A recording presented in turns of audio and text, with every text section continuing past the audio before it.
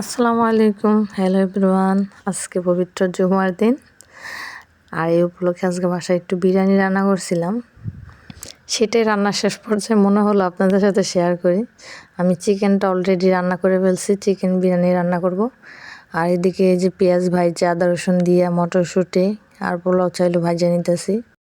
পাশের চুলা আমি গরম পানি বসায় রাখছি।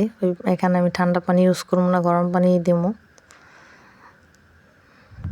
আমি অনেক সময় মটরশুঁটি দিই বিরিয়ানিতে, অনেক সময় মুগ ডাল দিই, খাইতে অনেক ভালো লাগে। এই তো আমার চিকেনগুলা রান্না করে একদম ঝোল শুকিয়ে ফেলছি, বোনা বোনা আলু দিছি সাথে। আমার কাছে বিরিয়ানির সাথে আলু থাকলে অনেক ভালো লাগে। এই তো এখন আমি এখানে পানিগুলো ঢাইলা দিব, গরম পানি দিই।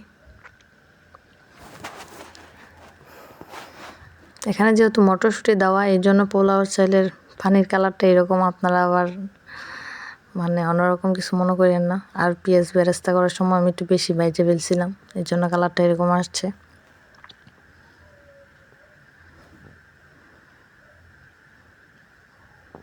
এই যে পানি দেওয়ার পরে আমি ঢেকে দিছিলাম। একটা বলক খাওয়ার পর মুরগির গোস্তগুলো দিয়ে দিতেছি। এখন নাইড়া চেড়ে আবার ঢেকে দিব। এখন আমার ভিডিওটা করে দিছিল আমার মেয়ে, আমি রান্না করতেছি, লাড়াচাড়া করতেছিলাম, তবে বলতেছে আমারও দাও, আমি ক্যামেরাটা ধরি। এই তো এখানে আমি ঢাইকে দিমু, আর ঢাকনা খোলার পর আপনাদেরকে ফাইনাল লুকটা দেখাইতেছি। এই তো হয়ে গেছে। আমি এখানে 1 কেজি পোলাও চালের মধ্যে 1.5 কেজি পানি দিছি। আর আজকে আমার পোলাও চালটা নতুন পড়ছে, এই জন্য একটু নরমের মতোই হয়ে গেছে, জোর ততটা হয় নাই।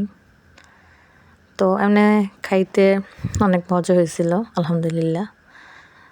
আমার বাচ্চাদের জন্য আমি এখন বাইরে নিতেছি, ওদেরকে খাওয়াবো, তারপর ঘুম পাড়াবো।